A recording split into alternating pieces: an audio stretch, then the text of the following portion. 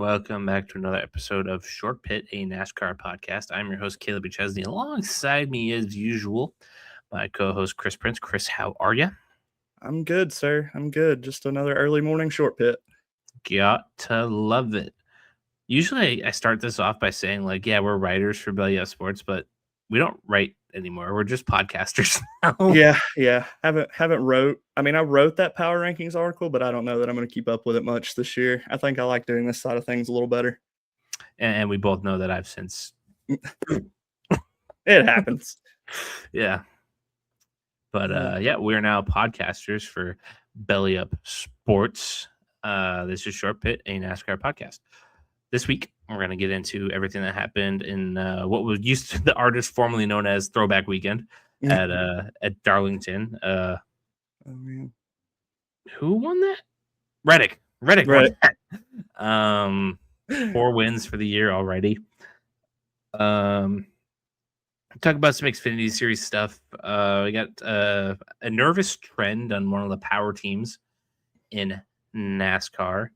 We'll give our awards, getting some weekly nonsense, what's going on in the lower series. We got a driver making his 600th career start that we'll talk about. And we'll talk about the Paperclip in Martinsville for the first of 2 races this season.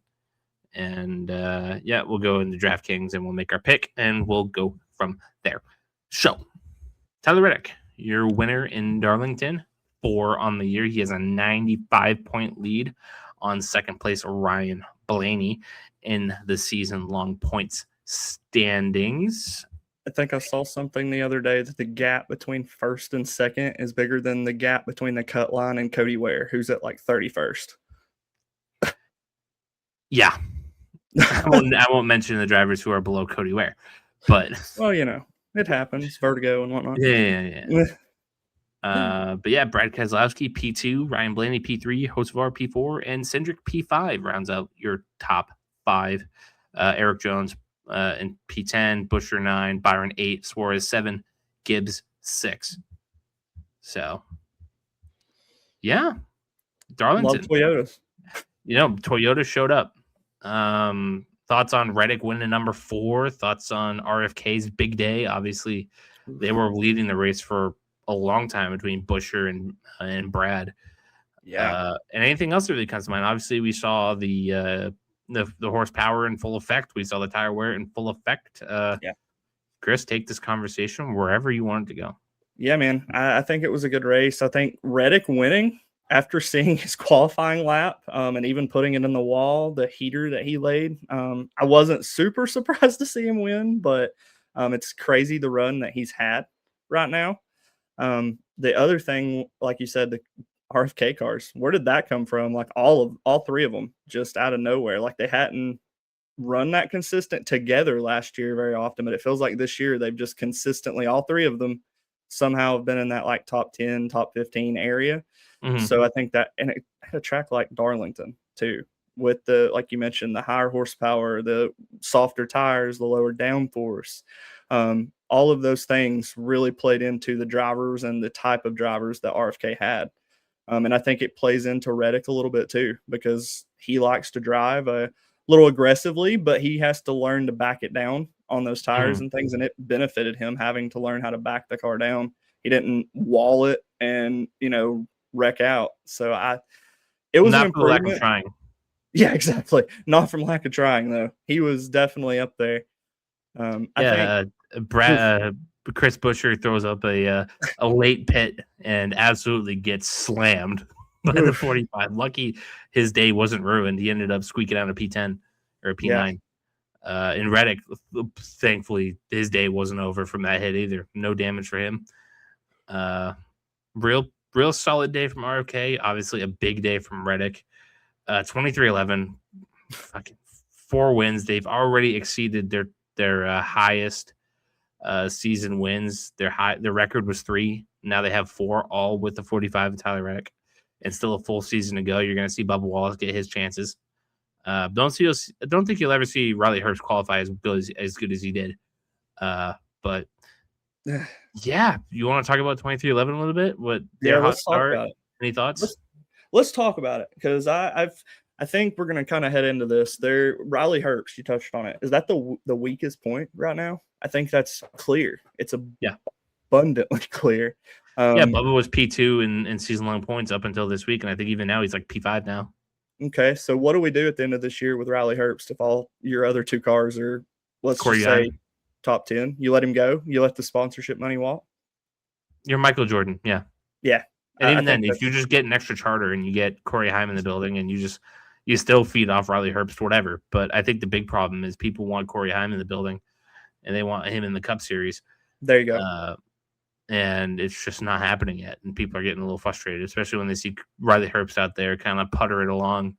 Obviously, this race was a little different. He qualified P14. Yeah. And he didn't immediately like have a parachute in the back of his car. Like he hung around right up until Zilich turned him and said, your Linsanity run is over. Yep. But, get out of here. Yeah. 2311's on a run. It's Michael Jordan at this point. I like it, though, because I told my wife last night, Tyler Reddick was on the McAfee show. NASCAR's in mainstream sports media again. It's not like the shunned little brother of U.S. sports. I feel like that it was for a little while. It's got what I wouldn't do for baseball to take that spot. Oof. Yeah, no. America's pastime needs a reboot to get back ahead of NASCAR, I think. But yeah, the success. What are you going to do if they keep winning? Because that's what 60 points a win, pretty much. Mm-hmm. Like that's a lead to build up, and I don't care if the chase helps or not. He's still going to have all those bonus points, and like you said, Bubba's going to get 1, if not 2. And you can watch him this weekend because he loves Martinsville. It's where he's got all of his Truck Series wins. So I like what 2311's doing, especially after the off season that they had last year. It's really cool to see. It's really good to see too, because when you have a name like Michael Jordan succeeding in your sport, it again goes everywhere. You just see NASCAR everywhere. So I'm happy about it. Not so much as a Chase Elliott fan, but as a NASCAR fan. Yeah, it's solid to see, especially after the lawsuit. It gets people talking, even the brain dead idiots who are like, oh, well, look at somebody investigate the 2311 engines. Tyler Reddick's running some illegal shit. It's back to when Jimmy and Chad went 5 in a row for the championships. We think everything's rigged. The conspiracy theories. Even the NFL has its rigged conspiracy theory. So I think we're heading in the right direction if people are starting to think that everybody's cheating. That's right. I like it. Thank you, cheating. At least it's not my team anymore. It used to be my team and my drivers, so I don't have to worry about it. Nope. Everything is kosher. Speaking of Hendrick and our teams, they've opened up this season. How many races are we in now? 6? 5 or 6? 5. Yeah, about to be 6. 1, 2, 3, 4, 5, 6. We're at 6. 6 races in. No win for Hendrick Motorsports. Yeah. Their highest finish is... I believe P2. Did Larson have a P2 somewhere? I think Chase did with Denny too. Chase had P2 at Vegas. That seems to be the highest finish for them. Yes, that is the highest finish. Chase Elliott with a P4 at Daytona, and Larson with a P3 at Phoenix. So, and their highest finish at Darlington was William Byron in P8. That's so still crazy to me at Darlington. Yeah, Hendrick, no wins. Where's their highest car in the total point standings? I should have Googled this before I pulled it up, but I'd be what do you know? What are you gonna do? Chase Elliott is P5. I was gonna say it's probably Chase. If I had to guess, minus 131 to Reddick. Byron is right behind Chase at 134. Larson minus 149, and we don't need to talk about the 48 car.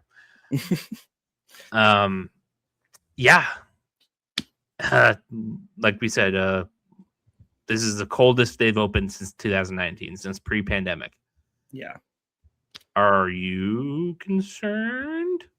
No, I'm not. I mean, yeah, it's maybe a little. If we go past Bristol, if we don't win as a Hendrick Motorsports team collectively this weekend or Bristol, then maybe I'll worry a little bit. But even then, they're contending. right? Like their cars are in the top 5, top 10. Maybe not near as quick as you would have hoped with the new body, but like you said a couple of weeks ago, it's going to take some time. They're going to ruin our lives as Chevrolet fans for at least, probably a couple weeks.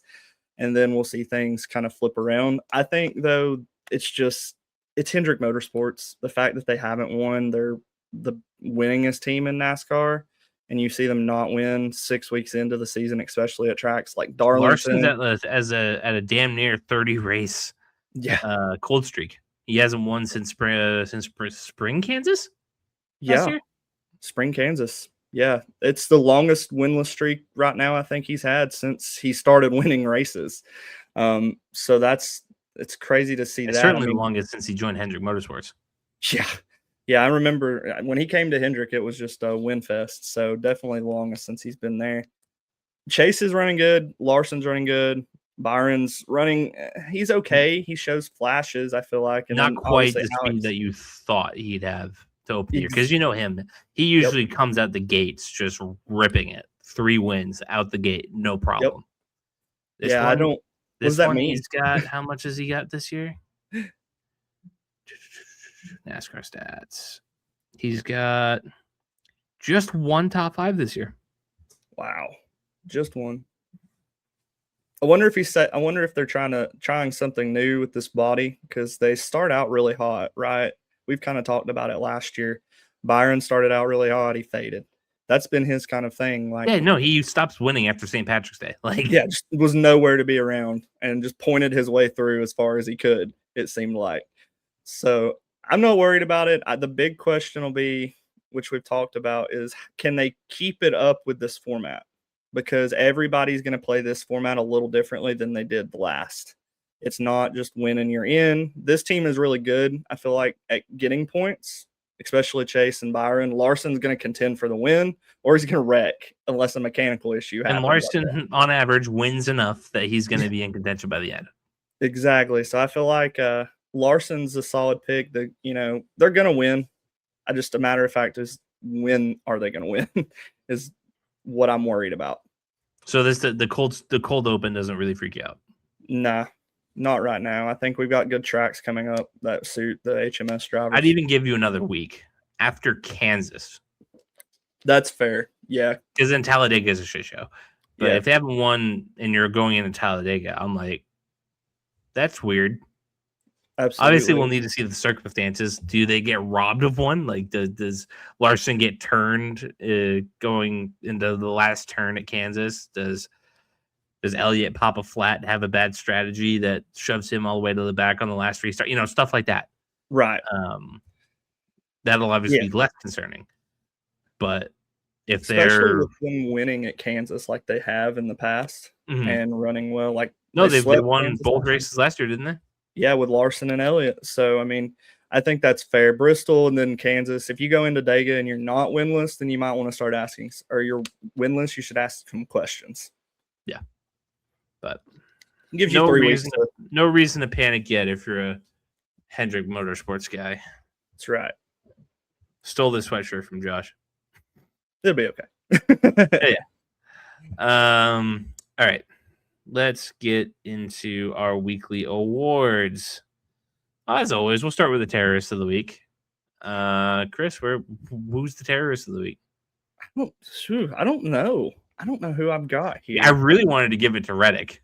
I thought about it. And when I saw that and he about wrecked Busher for the next 5 minutes, I was yelling and I was like, he's the terrorist of the week. No doubt about it. And then it turns out, they told Busher not to throw his hand out there and to not give away the strategy. I'm like, okay. Whoever told him that is my terrorist of the week. That 17 team and not giving Reddick the warning that they're about to pit. And I get it. Yeah. The strategy, yada, yada. But when you're going into the turn, you're asking to get Ty Dillon, William Byron at Vegas last year. That's what I was about to say. Did we not? You're asking for it, and you're lucky that Busher didn't wreck out. Busher's team, or whoever told him that, costed him a chance of winning that race. Yep. So that's my terrorist of the week. My terrorists of the week are going to be the armchair fans who had something to complain about Darlington's seats not being filled on the backstretch. I got onto this whole like rabbit hole yesterday somehow of a slew of fans on Twitter just complaining that the backstretch stands were covered with tarps and advertisements. Like they couldn't even focus on the race we had. Like, come on. Like it was an amazing. It wasn't maybe the best Darlington race. The backstretch? You've Can never you sit saw back that. there? Yeah, you used to be able to. They haven't had that open. God, Kaleb, I couldn't tell you now. Since maybe pre-pandemic, maybe even a little further. So you're telling me I got to go watch like the 2019 Southern 500? Yeah. And even then, you might have to go back further. Is the bad thing because I can't even remember the last time they. I was thinking about it. I'm like, do people ever sit back there?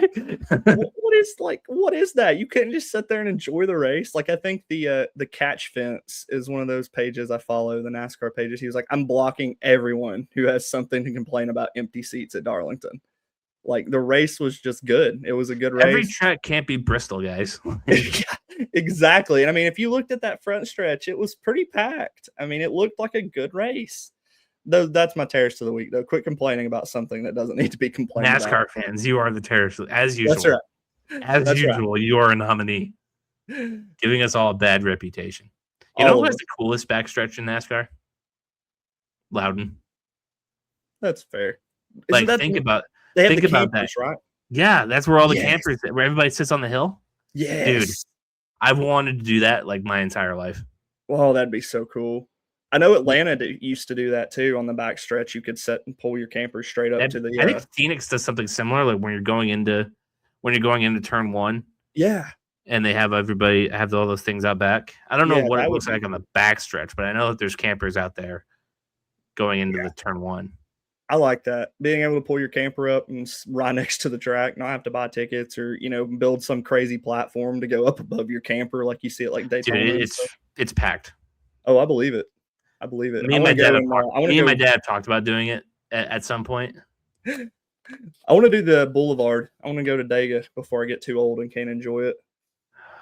Listen, I'll go with you, but I don't want to step foot in Alabama. I really don't. Yeah, listen, I go through Alabama when I go to Florida from where I'm at, and I really don't like it then. So I'm with you. It's gonna be a really hard thing to get over for me. And they're gonna hear my voice and be like, "Go back home, you fucking Yankee." You're gonna throw beads at you on the boulevard. Leave. Yeah.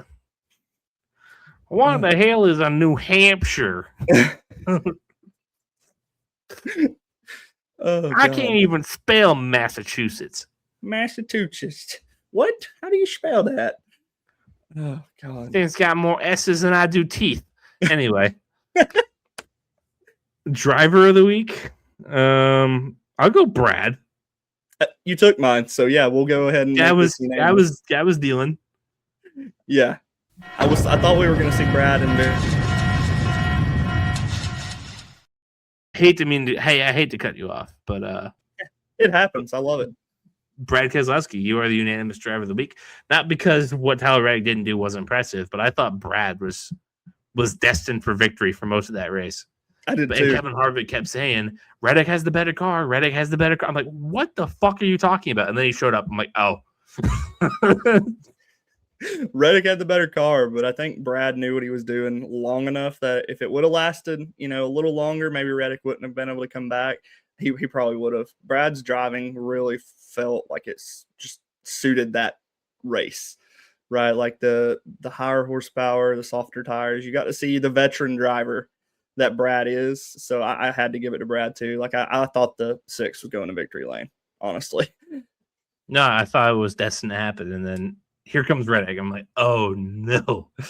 Is that how? I wonder if that's how all of the 80s and 90s basketball fans felt when the Bulls would play their favorite team. Like, oh, we're gonna win, and then here comes Michael Jordan. Oh no. Yeah. Oh no. Michael Jordan, victory lane again. Yep. Yeah, but he just can't stop winning. That's crazy, isn't it? Just can't stop winning. In the courtroom, on the basketball court, on the racetrack. But he certainly put all of his eggs in the Tyler Reddick basket. Does somebody want to give Bubba Wallace them cheating Yoder engines? They're going to give Reddick. I think I saw something the other day where Denny was quoted saying, like, we're going to back the dump truck out for the contract extension. Yes, yeah, they're close on a contract. So I don't think Reddick's going anywhere. All that speculation for silly season can be shut down. Reddick to the 48? Nope. There's another name off the list. No Reddick. No Hocevar. No Hocevar. Oh, man. I've heard some rumors that Ryan Blaney could be on the market, but saw that too. But I'm waiting to see for like Bob or Gluck or Bianchi to say something about it. I'm surprised nobody's asked them about it yet. Yeah, probably because they don't see it happening. Like they want to get on the Short Pit Twitter account and just at all three of them and ask what is the case? What's going on with Ryan Blaney's contract? We need to know right now. Like Roger Penske wouldn't just give Blaney a blank check and just be like, put a number here. Why would you not? If Blaney walks, he's the only Ford worth a crap in the field. That's the biggest.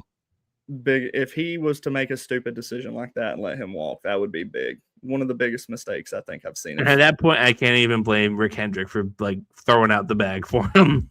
Yeah, if Ryan Blaney's on the market, absolutely, we're just going to go throw it at Ryan. Like you said, can't even blame him. That's a championship-winning driver right there. You go and you try to get that. As much as I think that the 48's problems are well beyond the driver. Yeah. You get a guy like Blaney on the open market, you got to go get him. But I don't think he's going to leave. I think that relationship is really good. Yeah. I don't see Blaney being pissed about being at Penske. Like, I don't see him wanting out. He's got more money than you and I will ever see in our lifetime combined. Yeah. Is he the face of that frame or of that team, though? He's the face of freaking Ford, dude. Okay. Arguments could be made that Logano is still the face because he's got more championships. Yeah, but nobody likes looking at Logano's face. Exactly. There you go. You can't have the face of a team be somebody nobody likes. Everybody likes Ryan Blaney for the most part. So even your mom. That's right. Even your mom. All right. Weekly nonsense. Even though that probably could have went there. Yeah, it'll be all right. What do we got? Jayski posted NASCAR will consider more horsepower at larger tracks. Good. Yes. Larger horsepower everywhere. Everywhere. The big reason they did. I want more horsepower in my Buick, damn it. More horsepower in the minivan, too. I'm with it everywhere. Good God. Horsepower everywhere. We're going to put it all everywhere we can. Put more horsepower in my PlayStation, dude. Yes. Well, I mean, it already sounds like it's about to take off when I'll boot it up. So why not? At this point, my laptop, we'll just throw it on everything at this point. More horsepower. More horsepower on my phone. That's right. More horsepower for this podcast. Yeah. In order for that, we have not record at 7 a.m. Hopefully that'll change soon. I'm hoping. We got schedule changes to talk about today at work, so maybe not so early anymore. Thank Christ. Yeah, but I think the thing I saw was they're not considering it on 1.5 miles because they're happy with the 1.5 mile packages. Yeah, fair, but more horsepower seems to be a good thing. Yeah, the thing that they've also said that they will evaluate the 1.5 miles and the product we get this year because they're not going to make this change till next year probably. Well, don't screw it up. That's right. Make it right because what you showed us on Sunday was a win. 100% a win. So I was pretty excited to see that, especially for tracks like Gateway, because that's one of them. I feel like that would be a track where higher horsepower, lower downforce. I'm excited to see that Loudon, dude. Yes, me too. I like the softer tire last fall that it did what it did to Loudon. Seriously, and just being there, like it's just the race felt it didn't. I knew it looked single file. Yeah, but there were plenty of battles throughout the pack that I thought were pretty interesting. And then I watched the TV replay not too long ago, just because I'd never seen it before, and the battle between Blaney and Barry was even better than I thought it was. Yeah, it was a good race to watch on TV too. I mean, I think we're going down the right path finally. You know, we're listening to drivers, we're listening to the fans in NASCAR. Most of the fans anyway, not the ones we spoke of earlier. But I think it was a good showing. So why not bring it to more tracks and see what can happen? Yeah, I'm here for it. And obviously the tire's been a huge success this year. Yes, absolutely. Don't change the tire. I think you've got it right now. Yep. We got another NASCAR hearing today. We'll see kind of how that goes. Yeah, can't add too much from what we said last week. No, nothing really. And I see you took a talking point from the Dale Jr. download. Yeah. So, have you listened to it this week or got the No, but I know the clip you're talking about. Okay, so they're talking about Allgaier basically being Hall of Fame eligible, essentially. What he's done, his accomplishments, Hall of Fame eligible. You've got the Major League Baseball Hall of Fame, right? NFL Hall of Fame, College Football Hall of Fame. Justin Allgaier had mediocre stats in the Cup Series. He's a champion. I think he's like the 8th, 9th winningest driver now in that series. Is he going into the Hall of Fame? The NASCAR Hall of Fame. Should. Yeah. I agree. I like what Dale Jr. said. Like, you talk about the NFL Hall of Fame, Pro Football Hall of Fame. That is talking about pro football. Yep. College Football Hall of Fame, that's just college. MLB Hall of Fame, MLB. NASCAR is not necessarily just NASCAR Cup Series. Exactly. It's all encompassing. Now, do I think a guy who dominates ARCA should go in the Hall of Fame? I don't know. Like, if that's all Butterbean does, should he be a Hall of Fame driver? I don't know. But I wouldn't mind Allgaier in the NASCAR Hall of Fame for what he did for that series. I mean, he certainly legitimizes it with his presence. Yes. He's kind of the standard down there. If you're better than him, you can go to Cup. Like, that's kind of. Yeah. I mean, it reminds me a lot of what Matt Crafton was probably 5-10 years ago in the Truck Series. He was that just standard of good Truck Series driver. Like, he was a championship winning driver. He wasn't like, he was a hothead, but he wasn't like abundantly a hothead. That's kind of how I feel about it with Allgaier. He's just a good driver. He wins when he has the car to win, and he gets what he can out of the car if it's not a winning car. So seeing him in the Hall of Fame wouldn't be a problem for me. It's like you said, though, do you have a guy in ARCA and trucks and he never goes further than trucks because he just has success there and he's content with it? Does that guy deserve to be in the Hall of Fame, though? Because he never moved up. He just never challenged himself. I don't know. That's why we don't have a vote. That's right. That's why we're talking about this on a podcast on YouTube. Yeah. But ultimately, I would vote for Allgaier. I would. There's only how far does that leash go with other guys who didn't have success in Cup? I don't know. This can be played off. I saw an angle though that someone said it's kind of Travis's angle was kind of uninformed considering the guy he was talking to is in the Hall of Fame with 2 Busch Series championships. His only championships in the series. So, like, you should consider those things. I did enjoy Dale getting a little cockeyed about it. I love it. What are you talking about, Travis? Who the fuck said anything about Kyle Petty? What the fuck has Kyle Petty got to do with this? Kyle Petty, not a NASCAR Hall of Famer. Nope. Nope. But yeah, I'd vote Allgaier. He's deserving. But yeah, I don't know how far that leash goes with other guys. There's some guy, like, let's just spitball here. Austin Hill. Daniel Hemrick. Daniel Hemrick is another good one. Bro won one race, and it was the championship race to win his championship when he drove for Joe Gibbs. I mean, there's Austin Hill, who's arguably the greatest drafting track racer in Busch nationwide, Grand National, whatever you want to call it at this point. Xfinity, O'Reilly, like he's the best plate racer down there. Is he a Hall of Famer? Like, he's a generational talent. Does he have a championship? I don't know. Yeah. Does Austin Hill have a championship? No, I don't think so. I think he's gonna get himself in trouble. He's got too many enemies, and it's gonna cost him. How old is he? He can't be much older than me, if I'm not mistaken. If he is older than me. 31. Yep. So he's a year older than me. So, I mean, and his Cup stats. His time to be the Cup superstar has come and passed. But yeah, I feel like he would have been in that car long ago if someone in the RCR thought he could have success too. Yeah. But let us know in the comments below. Would you vote Allgaier in the Hall of Fame? Should these lower series count towards your Hall of Fame career? That's right. I think it certainly should count to your Hall of Fame career. I think it should count, definitely. I can agree with you on that. It definitely should count. Yeah, it's on a scale, but like, how's that scale work? I don't know. Yeah, how do you look at? I think it's all depending on the person, right? Like depending on the fan. Like, how do you determine who is Hall of Fame eligible? But I don't think you should just limit it to the Cup Series because it doesn't say NASCAR Cup Series Hall of Fame.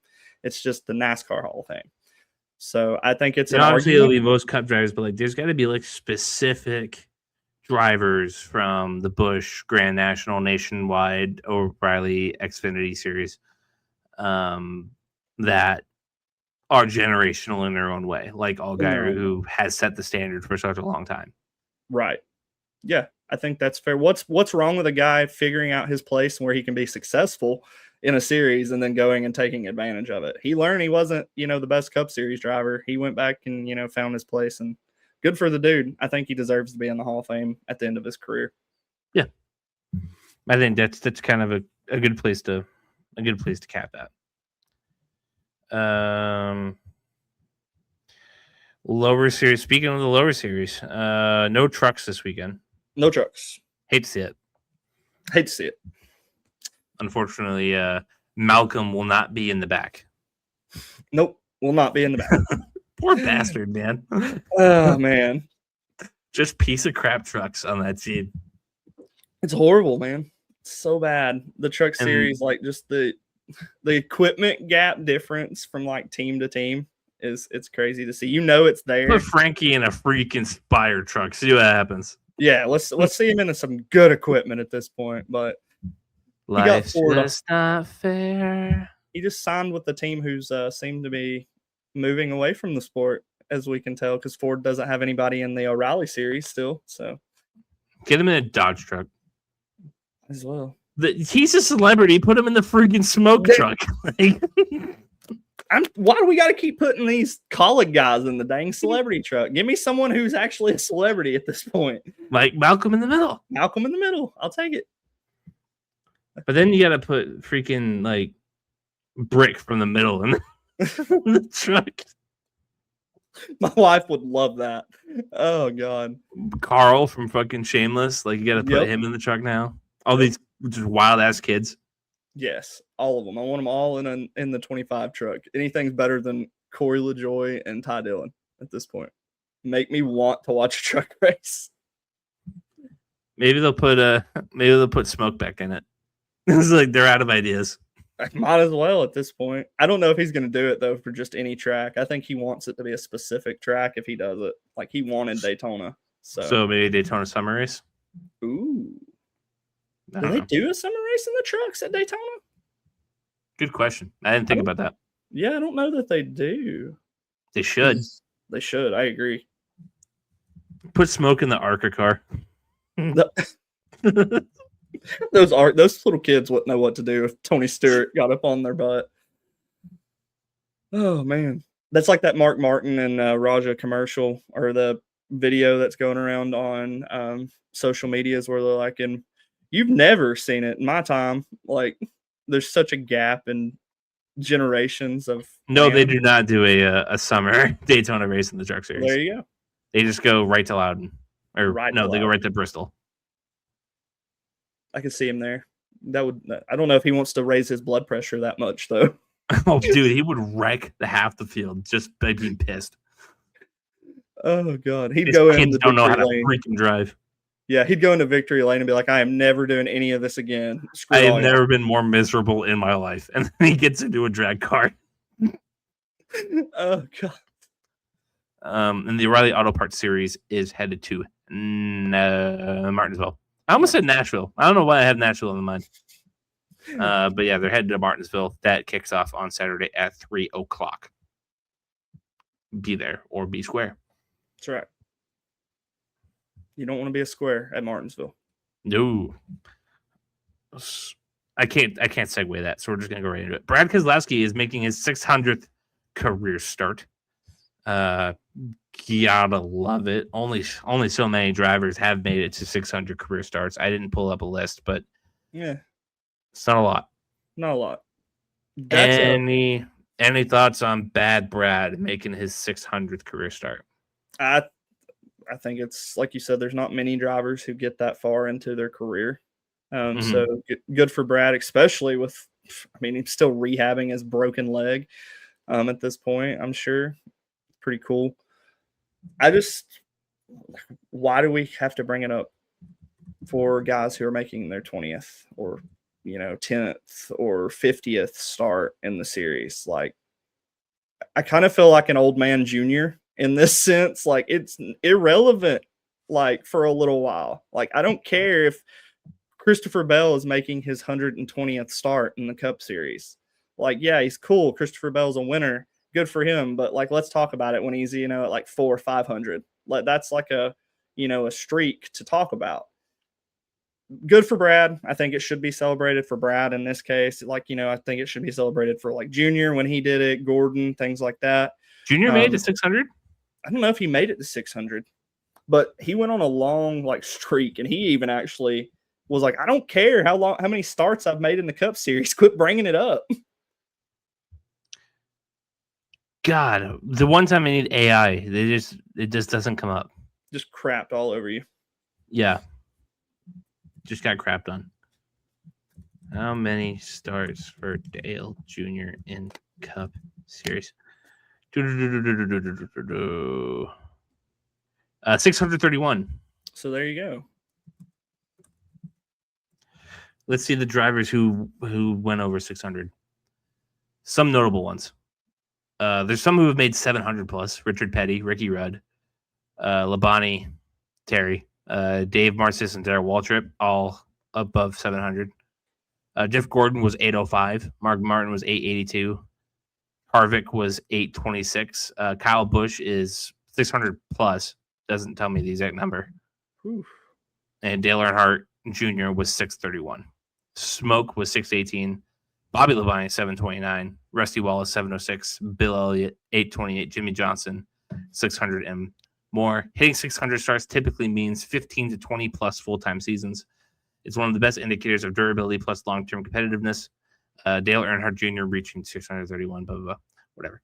Okay. So, yeah, 600 is a big number. Big number. I think so. And I think what's more impressive to me is a lot of those guys you just said probably should have retired before they hit those numbers. Mm-hmm. Like, it could be argued that Bill Elliott shouldn't have been racing part-time as long as he did because he just wasn't competitive. Like, a lot of those guys just weren't. Jimmy wasn't. Jeff was, but he wasn't, like, when he came back to fill in for Junior's concussion. And you could argue Junior wasn't because of his health. So it's kind of cool to see a guy like Brad still being competitive at the 600 career start mark because it just seems like a lot of those Brad guys, hardly ever sucks. Yeah, just consistent. He's just consistently. My dad used to say he's consistently annoying when it comes to finishes because you never expect Brad Keselowski at a certain track to be in the top 5 or top 10, and then he's just out of nowhere. He wins the race. So I think that's fair. It's always been his career, and I think it'll continue. Do you think he could retire anytime soon, though? You think he goes and wins 3 races this year by some, grace of the creator? I don't think he'll retire this year. You don't think so? No. You think unless he'd go out the leg recovery has a really bad, weird shakeup? I can see him go another couple years. You think he would actually go out the same year as Denny? Not on purpose. Not on purpose. I kind of am on that same boat. I don't think that he would avoid it. Like if Brad knew his time was his time, he would step down. I think Denny has a lot. Well, I think Denny's just mentally still sharp. He's obviously got the win. Yeah. I think this sport drains him a little more than it does Brad. I think Denny is really interested in the other aspects of it all. I think he's looking forward to his career post racing. Oh yeah, I could agree. I think Brad still really likes racing. Yeah, he tells you every week his home is in the race car. When people ask him about the leg, he's like, "My home is in my race car. Doesn't really bother me until I go to get out of the car." So I think Brad, it wouldn't shock me at all if Brad sticks around a little bit longer than Denny does. I think Denny's really looking forward to the next part of his career. I could see that. Yeah, I think that you'll see one of them go before the other. I'm just not sure on who's gonna do that. First. I'd put a solid $100 down that Denny retires before Brad does. Yeah, especially before the season. How he was talking. I'm only here for the Gibbs family. I made a commitment to the Gibbs family, and obviously he can still freaking win races. Can still win races. He's still very good. Yeah. He shut my reel up real quick. Yeah, with that Vegas win. But yeah, I think Denny's really looking forward to it, and I think Brad still has a little ways to go. And I think that's good for that team. Yeah, I think it is. I think you want to keep a guy like Brad in there for as long as you can, so that he can keep improving the cars before he does retire, and they put somebody in it. Mm-hmm. Alex Bowman to the 6. Yeah. Aren't you glad that I'm the guy making those lines now and not? Yeah. It's fair for you, though, because you're a Bowman fan. So. Yeah, no. And I'm not saying it at the most inopportune times of my life. Anyway. Not to rehash. That's right. We're headed over to Martinsville. What's the weather down there in Martinsville on Sunday? Paperclip. Beautiful. 59 degrees. A little chilly. A little chilly. For that area down there. We take 59 up here every day. That's right. Humidity at 26%. Precipitation 10%. Wind at 10 miles per hour. The 10% does come during race time, obviously. But that track does have lights. And it's a flat oval. So if I'm not mistaken, they might actually bring rain tires to it too. True. No, it's not rain tires. It's weather tires. Weather tires. Remember, if those NASCAR fans get pissed on, why can't they race in the rain with rain tires? I just want to race in the rain. Why do I gotta wait? I can't watch the race. Go watch F1, you loser. Yeah, exactly. Go watch F1. I do watch F1. It's fun. But yeah, Martinsville, the paperclip. Going through some of the stats here. Kyle Larson has the best average finish since 2023. He's got with 6 races, he's got a win and 5 top 5s. No finish outside the top 10. Ryan Blaney right behind him with a 4.5 average finish with 2 wins and 4 top 5s. Logano with a 6.5. Your boy Chase Elliott with 4 top 5s.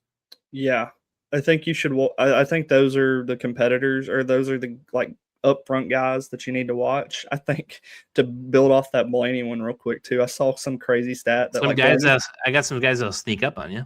Ooh, what do you got? Ryan Preece with 11.8, 10th best average finish. Dang.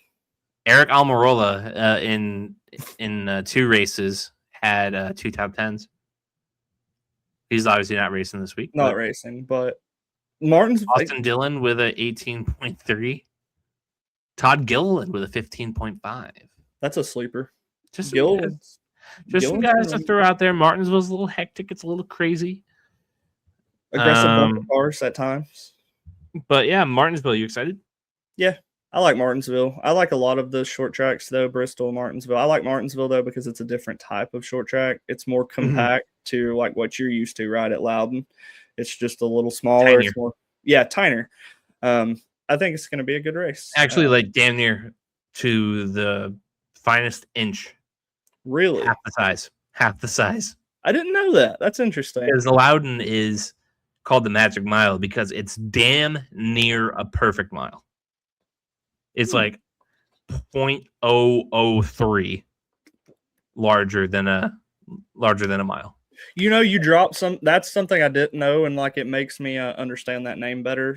10-year-old me is why is this called the Magic Mile? This race sucks. Nothing ever happens. Yeah, this race sucks. I hate it. Why is it called that? Yeah, because it's damn near a perfect mile. That makes sense then. But the track is too big for something. Like there was something that they were trying to do in the past. Maybe it was before they had the new wet weather tire stuff, and like they weren't allowed to bring wet weather tires because it was just too big.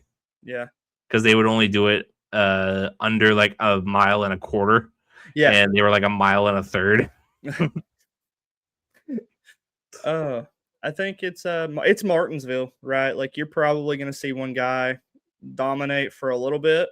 I think we might see some strategy come into play with Pitts, who's going to, pit before the other guy. But overall, I think it'll be like Martinsville. It may not be the greatest race on the schedule, but it should be good. It should be entertaining. Alan Gustafson takes his fist and puts it right up there. Right up there. Yep. Just immediately ruins gives you a prostate exam in the third stage. God. I swear. I'm going to throw something through my TV at this point if he makes another stupid call. I didn't mind his decision to run out long the first time. It worked out. Like Chase got all the way back to like 13th. I don't know what happened after that. Yeah. But the first call to run it long, I thought worked out. I think he's made better decisions thus far this season. Let's see if he can keep his head on when we hit the halfway point. I don't know. Chase Elliott fans on Twitter want that guy dead. Yeah, well, I'm not leading that charge, but I'm definitely in the charge some weekends more than others. Yeah, you're just kind of like waiting. Like, do I want to jump in on this? Well, are you gonna like when he ran out of gas? Oh my God, the Glen, yeah. At the Glen, like, what are you freaking doing? Like, are you kidding me? Sorry, I got some bad information. And Chase Elliott's just sitting there like, yeah. Thanks. Yep. Thanks for your bad information, motherfucker. No, he would never say motherfucker. You're right. Yeah. He's like, that's okay. All right. On to Martinsville more, though. Yeah. We keep getting distracted by funny anecdotes. All right. Martinsville. It'll be fun. Tire wear, horsepower, all that fun stuff. DraftKings, the unofficial sportsbook of this podcast. If you have a sportsbook and you'd like to sponsor us, our ears and wallets are listening. Always. Group winners. Group A, Blaney, Hamlin, Larson, Byron. Okay, let's just throw out all of them right there at the beginning. Give me Blaney. I saw a stat the other day that Blaney's not finished outside the top 10 since Lowe's was on the 48 car. I did see that. Like, that's been a minute ago, so. William Byron at plus 300. I really like that bet, though. I like the odds on that. Group B, Bell, Elliott, Logano, Briscoe. I'm probably going to go Chase with that one just based off of Briscoe? what we talked about. I was going to say Briscoe's interesting. I really like that pick. I don't know why. He plus 340. I like the odds, too. That's good and winning money if you combine that with Byron and it actually pans out. I think Bell at Martinsville can get a little overrated. Yep. He obviously has the one win there in 2022. But since then, he had a P2 in the spring race last year. But otherwise, P7, P22, P35. Can the brakes hold up for the Toyotas this weekend? Is the question. What's that? Can the brakes hold up for the Toyotas this weekend? No, seriously, they're going to start exploding again. Oh, man. Yeah, we'll take Bell on that one. Or not Bell. Chase. Which one? Elliott. Okay. Come on now. Listen, I try to give you the benefit of the doubt. Well, you shouldn't. You probably should just quit at this point when it comes to that. Group C, Bubba, Preece, Boucher, Chastain. I think you get Preece or Bubba and you're happy there. Yeah. Boucher's plus maybe 200 plus 275. Chris Buescher may be a sleeper there, but plus 275. I like those two better. Yeah. Group D, Bad Brad making his 600 start. Kyle Busch, Josh Berry, Carson Hocevar. I'm going to take Brad just because I've not been impressed with Josh Berry thus far to give me. Yeah, he seems slow this year. Yeah, I wonder if Penske's like, hey, you won one race last year. You're not going to win anything this year. So, I'm not sold on Barry there. Who are the other ones? Hocevar? No. No. Not on a short track. No. I know he did something at Darlington, but that's a little bigger. Yeah. I feel like at Martinsville, like a lot of people are going to be taking their frustrations out on that kid. Oh, yeah. Plenty of them. He may not have a bumper front or back after the end of that race. The highest average finish of these four guys. Busher, right? I'm going to guess. Could be wrong. Wait. Yeah. My brain's hurting. Yeah, 20 average flat. Wow. Kyle Busch is second with no top 10s. At least Busher has one top 10. That's kind of demeaning. This is not a good track for any of these guys. Yeah. Oh, especially Brad. Ugh. I don't like any of them, but I'm going to go with the veteran here in that sense, just for. Yeah, I hate all of it. All of it. Burn all it. Of it. Can we go Give to me another Busher, one? I guess, but can we just take that group out and put another one in? Yeah, we can make our own group. Yeah. All right, head to head. Bubba versus Logano. Bubba. Elliott versus Briscoe. I'm going to go Elliott. Shocker. Right. Reddick versus Bell. I'll go Bell. This is not a Reddick track. Yep, not a Reddick track. I'll go Bell. He said if he wins this one, then like he's got a magic horseshoe up his ass. Yeah, if he told you that, not me, folks. I'm not a Reddick hater. No, me neither. Byron versus Larson. I think he's due one. I don't know why. I do. Yeah. He's consistently figured this track out. Yeah. Hocevar versus Brad. I'll take Brad. Yep.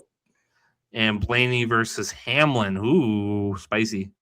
Ooh. I'm going to take Denny. I'll take Blaney. I like it. No good parlays. No. Which, honestly, I'm fine with. Yeah, me too. Caleb's got to go to bed, guys. Yeah, I got to go work, unfortunately, so. Yeah, we got another 10 minutes. Yep. Be all right. I got you for 10 minutes, brother. 47, 15 to 52, 30. All right. Eliminator picks. Finally, we have a 2 in a row. Woo! I got you with William Byron P8. I hate that I wasted it on a P8, but yeah, same. You chose Briscoe, and he was only 2 places behind. So made the right decision there. So let's go see. I haven't really thought this. I'm still alive. So you're the winner, though. So yeah, you have to pick first. First. You cannot use Chase Briscoe, Josh Berry, Joey Logano, Ty Gibbs, Daniel Suarez, or Kyle Busch. Give me. I'm gonna take Ryan Preece. Go fuck yourself, man. I'm so over it. Sniping me. Sniping you. Just I told Caleb last weekend. I was like, Caleb's probably gonna hate me for this when I sent that pick in. Then you did. I was like, yep. Or it might have been you rat bastard. It's okay, but you taking Bubba really worked out for me. Oh. You gonna use another big name to go 3 in a row? Thinking about it. I debated it. I feel like I'm gonna use them later. So I gotta save at least a few of them. Yeah, you do. And I just used a big name. Lower end big name, but still a big name, I feel like. Ryan Preece, huh? 11.8 average finish. 3 of the last 4 have been in the top 10. God, how do I match this thing?